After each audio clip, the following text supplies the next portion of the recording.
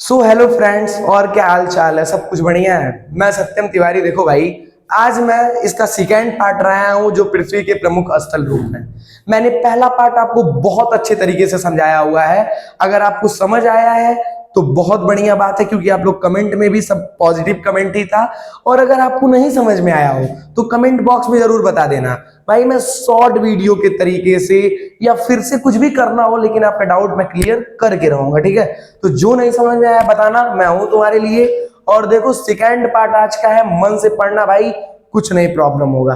First part में हमने normally क्या पढ़ा हुआ था कि पृथ्वी के प्रमुख स्थल रूप। आखिर स्थल रूप क्या होते हैं? दिमाग लगाओ यार, हमारी अर्थ है, हर जगह एक जगह का तो है नहीं। कहीं ऊंचा है, कहीं गड्ढा है, कहीं कुछ है, समझ गए। उसका घर भी गड्ढे में हो सकता है, कुछ भी समझ लो।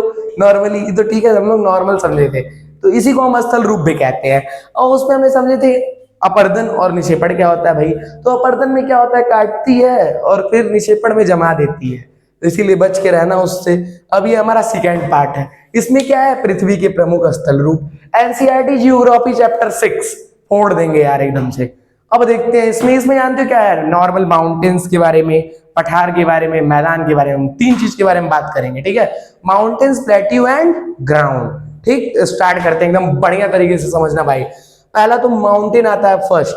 माउंटेन क्या होता है? देखो, पृथ्वी का वो भाग जो ऊंचा हो और जिसकी चोटी क्या हो, ऊंची हो, उसको हम क्या बोलते हैं? माउंटेन बोलते हैं। वही बोला है ये कि पृथ्वी का वह ऊंचा एवं खड़ी ढाल वाला भाग जिसकी चोटी होती है उसे हम क्या बोलते हैं? पर्वत। वो चोटी नहीं, ये चोटी।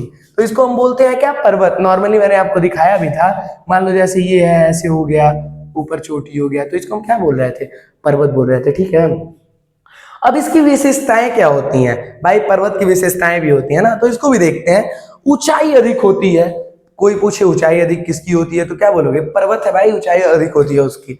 ऊंचाई अधिक होती है और ढाल खड़ी होती है, तापमान कम रहता है। यहाँ की जो ढालें होती हैं वो खड़ी होती हैं, तापमान क्या होता है? टेम्परेचर कम होता है, ठीक है।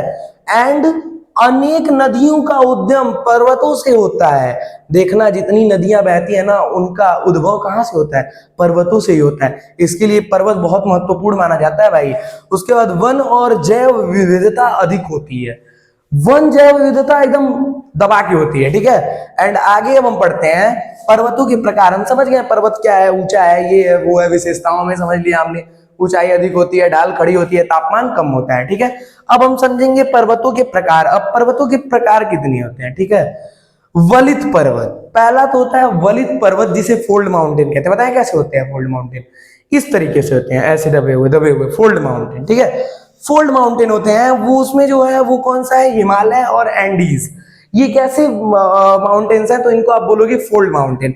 एंड जो हमारा सेकेंड टाइप्स है माउंटेन्स का, उसको हम बोलते हैं भ्रंश पर्वत, जिसे हम बोलते हैं अंग्रेजी में ब्लैक माउंटेन। जैसे क्या, वोज। वोज कहाँ पे है? फ्रांस में। ये कैसा माउंटेन है? तो ये ब्लैक माउंटेन है, मतलब कि भ्रंश पर्वत है।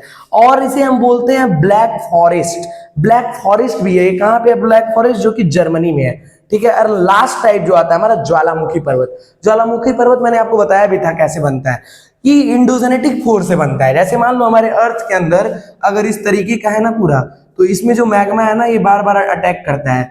जब अटैक करता है तो एक टाइम ऐसा आता है जब इसके लेयर को तोड़ के ऊपर निकलता है, तो यहाँ पे लावा होता है जो कि जम जाता है। तो वहीं पे निर्माण होता है किस चीज का? ज्वालामुखी पर्वत का। एंड कौन से होते हैं? Mount Fuji and mount Kilimanjaro. ये कौन से पर्वत हैं? ज्वालामुखी पर्वत हैं, ठीक है भाई। इस समय तो टेम्परेचर थोड़ा हल्का चल रहा था, अब गर्मी आ गई है तो समस्याएं हो रही हैं, लेकिन आप बढ़िया से समझो, ठीक है। पर्वतों के लाभ व हानि। अब कुछ भाई, हर एक चीज का देखो, प्रॉफिट होता है, घाटा होता है, ठीक है। तो अब क्या है इसका फायदा और क्या है इसका घाटा, वो समझ लेते हैं। नदियों का स्रोत। नदी का उद्भव मैंने पहले बताया, यहां से नदियों का उद्भव होता है। नदियों का एक स्रोत है भाई। जल विद्युत उत्पादन यहीं से होता है। जल विद्युत उत्पादन भी बहुत दबा के होता है यहाँ से। एंड पर्यटन का विकास, पर्यटनों का विकास होता है। लेकिन हानि क्या होता है भाई? परिवहन कठिनाई। भाई अब पहाड़ है, कहाँ से ले जाओगे भाई? दिक्कत तो होगी ना। कुछ कुछ रास्ते होंगे ले जा पाओगे, हर जगह जहां चाहोगे नहीं ले जा पाओगे, क्योंकि पर्वत है। खेती के लिए भूमि कम है, पर्वत पे भूमि नहीं ना लोगे तो खेती के लिए भूमि कम ही होगा। ठीक है, तो समझ गए हम लोग पूरा पर्वत अच्छे तरीके से, कोई दिक्कत नहीं हुआ। अब हम समझेंगे ना प्लेट्यू को, ठीक है, प्लेट्यू को हम समझते हैं, तो उसको ध्यान से समझेंगे। बस अब इसको हम इरेज करके आपको लिख के दिखाते हैं प्लेट्यू को। अब हम स्टार्ट करते हैं पर्वतों को पढ़ना, प्लेट्यू, ठीक है। अब इसको ध्यान से हम पढ़ेंगे। पर्वत समझ गए, ठीक है, पर्वत ऊंचे होते हैं और उनकी विशेषताओं को हमने अच्छे से समझ लिया। अब प्लेट्यू को और प्लेन्स को, मैदान को, दोनों को एक में मिला के समझेंगे, बढ़िया से समझना, ठीक है। पठार प्लेट्यू क्या होता है भाई? चारों ओर से ऊंचा तथा ऊपर से समतल भूभाग, ऊपर से समतल भूभाग पठार कहलाता है। मैंने आपको बताया था कि ये कैसा होता है, ऊपर से समतल बराबर होता है, याद रखना। और हमेशा माउंटेन कैसा ऊपर चोटी होती है पर्वत के, ये दिमाग में रखना है याद। पूछेगा कि ऊपर से समतल क्या होता है, तो आप बोलोगे क्या? पठार। परेशान मत होना, पूरा क्लास 6 का जियोग्राफी खत्म होगा, लाइव सेशन लाएंगे, 1 से 1.5 घंटे का सेशन होगा। और सोलर सिस्टम से लेके जलवायु, मौसम और जलवायु, जो हमारा जियोग्राफी का लास्ट चैप्टर है क्लास 6 का, वहां तक का सब इंपॉर्टेंट क्वेश्चन सॉल्व करवाएंगे बोर्ड पे। 1.5 घंटे का समय लेंगे और बता दिया जाएगा आपको कि लाइव कब आएंगे, ठीक है। परेशान मत होना, हर एक तरीके से जो भी डाटा, जो भी क्वेश्चन पूछता है कहीं से भी निकाल के, वो सब लाया जाएगा और सब तोड़ फोड़ किया जाएगा, ठीक है। तो जो चारों तरफ से ऊंचा हो और ऊपर समतल हो, उसे हम बोलते हैं पठार। यहां से कई नदियां यहां से झरने बनाती हैं भाई। वहां पे क्या थी, नदियों का उद्भव होता है, और यहाँ पे नदियां क्या बनाती हैं, झरने बनाती हैं।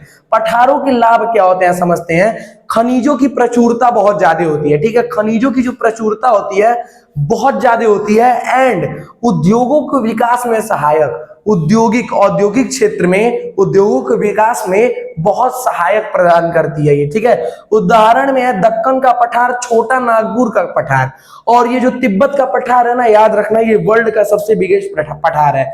आपको पता होगा कॉन्टिनेंट वर्ल्ड का बिगेस्ट मैं आपको बताया हूं, ओशियन वर्ल्ड का बिगेस्ट, लेकिन विश्व का जब सबसे बड़ा पठार की बात आएगी तो वो है तिब्बत का पठार, ठीक है। आगे चलते हैं। अब हम समझ गए पठार के बारे में एकदम शानदार तरीके से, कोई दिक्कत नहीं है। ऊपर से समतल होती है, लाभ में कई नदियां यहाँ से झरने बनाती हैं, औद्योगिक क्षेत्र के लिए बहुत महत्वपूर्ण है, खनिजों का यहाँ से बहुत प्रचुर मात्रा में पाया जाता है। दक्कन का पठार, छोटा नागपुर का पठार उदाहरण में है, और उसके साथ तिब्बत का पठार जो है वो दुनिया का सबसे बड़ा पठार है।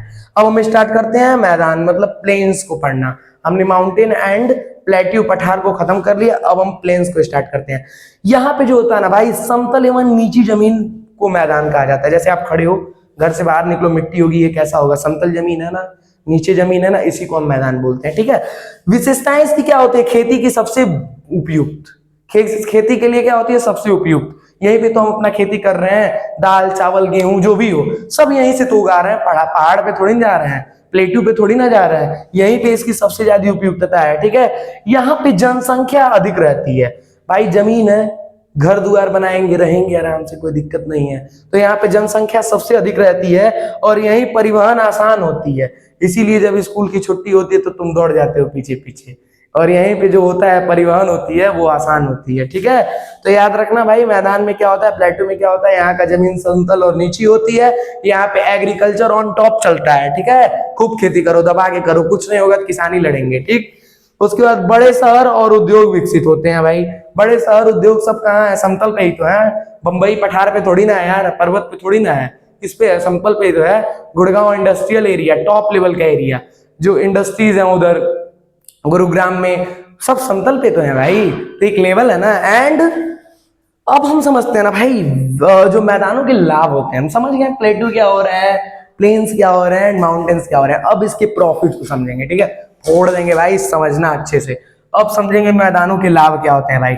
उपजाऊ मिट्टी, सिंचाई की सुविधा, मिट्टी बहुत उपजाऊ होती है, सिंचाई दबा के होती है, खेती दबा के करते हैं, नहीं कुछ होगा तो खेती करेंगे, ठीक है। उपजाऊ मिट्टी होती है, सिंचाई की सुविधा दबा के चलती है, सड़क और रेल निर्माण आसान हो जाता है। सड़क शानदार तरीके से बनेगा, बस लूटपाट ना हो, बढ़िया से मटेरियल पड़ा हो। रेल तो देख ही रहे हो, शानदार तरीके से चल रहे हो, उड़ रहे हो। उसके बाद उदाहरण में देख लो, गंगा का मैदान हुआ, सिंधु का मैदान हुआ, ये शानदार तरीके का उदाहरण है इसका। और हमने पूरे बढ़िया से चैप्टर को देख लिया, समझ लिया। कोई भी पॉइंट आपको ना समझ में आया हो, आप तुरंत यूट्यूब पे कमेंट बॉक्स आपके लिए खुला है, मैसेज करो कि मुझे ये नहीं समझ में आया, आपको सपोर्ट मिलेगा किसी भी जरिए, चाहे शॉर्ट में मुझे बना के देना हो या कोई मैटर हो, मैं लाइव आ जाऊंगा भाई, लेकिन तुम्हारा सपोर्ट जरूर करूंगा। तो आप बताना अगर जो भी टॉपिक आपको नहीं समझ में आया हो, और अगर मान लो भाई कुछ फंसता है तो चैट जीपीटी पे चले जाना सीधे सीधे, ठीक है, वहां से भी और अच्छे तरीके से मिल जाएगा। पढ़ाई का मतलब ही है, एडवांस बनो भाई, दुनिया एडवांस हो चुकी है, ठीक। यहाँ से नोट्स लो बढ़िया तरीके से। कुछ दिन की समस्या है, मैं मान रहा हूं, क्योंकि अभी वेल वेरीफाई तरीके से सब कुछ नहीं हुआ है, समय नहीं है उस तरीके का, लेकिन जब बढ़िया तरीके से सब कुछ सिस्टम बैठा दूंगा ना, इसका टॉप तरीके के नोट्स मिलेंगे। लेकिन मैं यही बोलूंगा कि अपने हैंड से बनाना। मेरा बना के क्या करोगे, फोटोकॉपी निकलवा लोगे, कुछ नहीं मिलेगा। जो हाथ से लिखोगे, तुम समझ के लिखोगे, समरी बनाओ यार, 2 से 3 पेज में पूरा 6 चैप्टर क्लियर है। समरी इतना खतरनाक होना चाहिए, ठीक। तो पूरे अच्छे तरीके से हमने सब्जेक्ट को समझा। अगला चैप्टर हमारा भारत देश है, जो हमारा 7वां चैप्टर है, जियोग्राफी एनसीईआरटी क्लास 6 का। तो उसमें आप लोग सभी लोग बढ़िया तरीके से उसको भी पढ़िएगा। अगर इस चैप्टर में आपको कोई भी ऐसा टॉपिक जो ना समझ में आया हो पार्ट 1 एंड पार्ट 2 में, तो आप मुझे बताइएगा। तब तक के लिए जय हिंद, जय भारत।